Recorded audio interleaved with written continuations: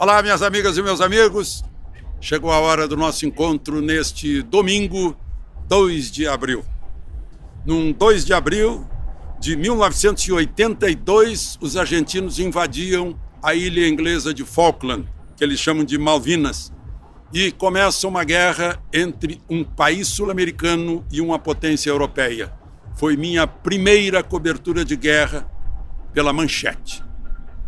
Num 2 de abril de 1976, promulgou-se uma nova Constituição aqui em Portugal. Eu estou em Lisboa. A Constituição que veio da Revolução dos Cravos. A 6ª Constituição portuguesa, que hoje comemora 47 anos. A primeira Constituição é de 1822. Por coincidência, ano da independência do Brasil. A segunda foi feita por Pedro IV, que é o nosso Pedro I, 1826. A atual Constituição vem depois do Estado Novo de Salazar, 1933, o Estado Novo de Salazar. Logo depois, Getúlio Vargas faz o nosso Estado Novo, o Estado Novo da ditadura Vargas, com o qual ele governou com um decreto-lei. Num dia 2 de abril de 1903, está fazendo 120 anos, chega a Portugal o rei da Inglaterra, filho da rainha Vitória, Eduardo VII. Uma visita feita para apertar ainda mais os laços entre Inglaterra e Portugal. Foi tão importante que esse parque aqui atrás de mim tem o nome de Eduardo VII. Ele começa ou termina na estátua do Marquês do Pombal, que planejou a cidade de Lisboa depois do terremoto. Logo abaixo, a Avenida da Liberdade, que é uma espécie de Champs-Élysées de Lisboa. Aí vem restauradores, o Rossio, onde está a estátua de Pedro IV, o nosso Pedro I, a Baixa e a Praça do Comércio, terminando no Tejo, que termina no mar. Num dia como hoje, em 1500, Cabral devia estar na metade do caminho. Ele saiu logo ali de Belém, no dia 9 de março, com a maior esquadra já armada aqui em Portugal, para complementar, para confirmar a posse do Brasil, chantando marcos do Rio Grande do Norte até o litoral de São Paulo. Peço que você se inscreva, não esqueça de deixar o seu gostei ou não gostei, e vamos aos assuntos de hoje.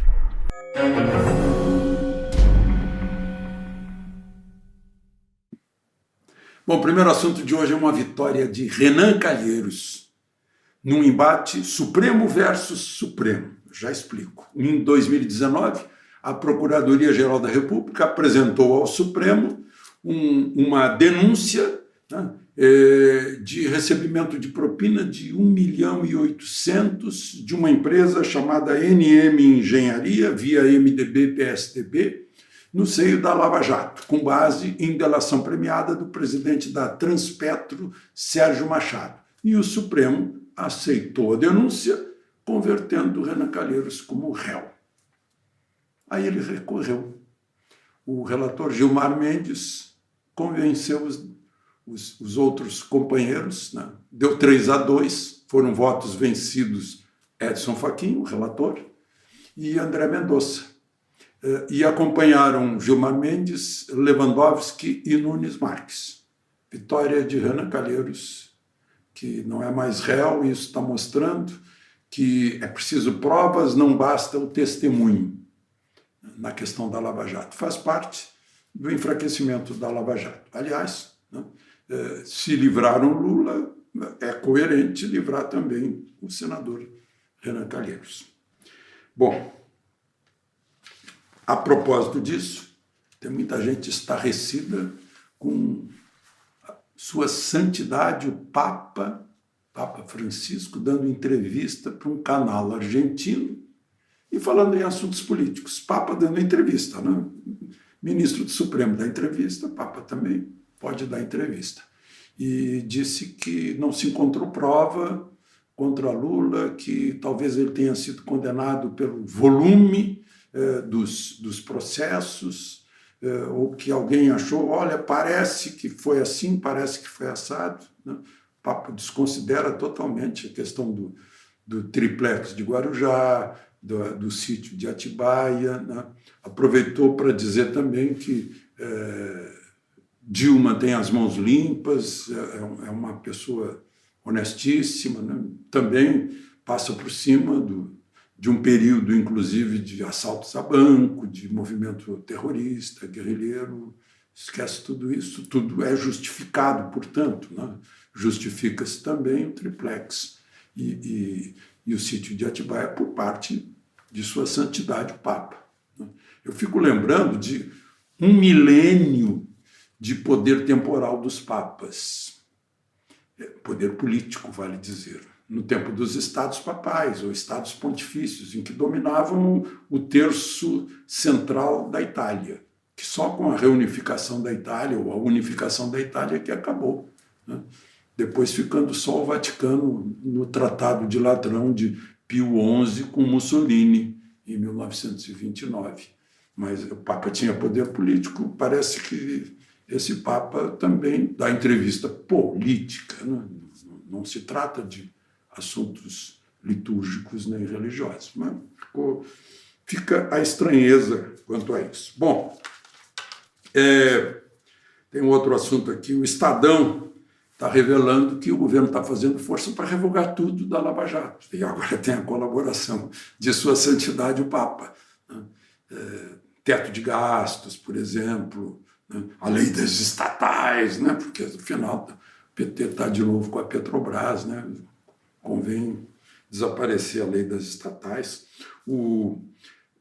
E tem outra coisa que está lá no Estadão, o ex-presidente do Banco Central, Afonso Celso Pastore, dizendo que esse arcabouço fiscal vai significar uma liberação de gastos e aí uma grande carga tributária para suprir, né, para cobrir esses gastos, né? É licença para gastar, diz ele, né?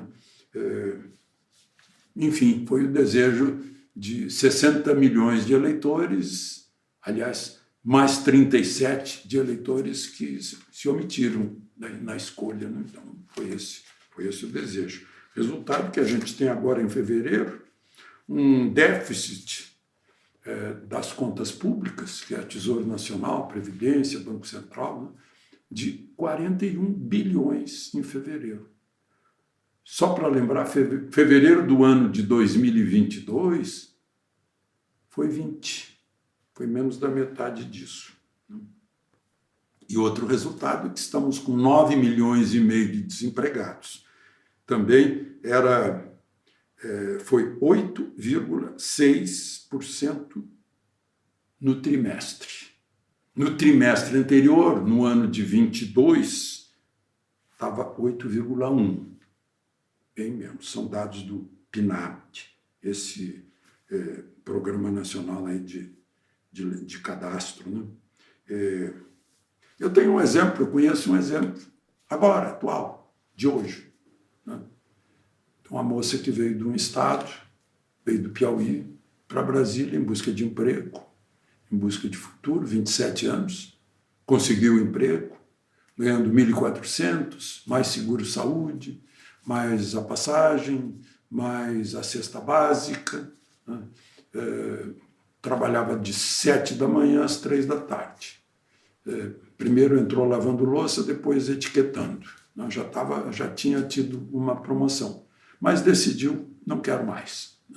Eu volto porque eu não preciso levantar tão cedo e nem preciso trabalhar e vou ganhar o Bolsa Família e, como eu tenho filho, eu ganho mais um acréscimo. Eu vou ganhar metade, mas não vou precisar trabalhar nem acordar cedo.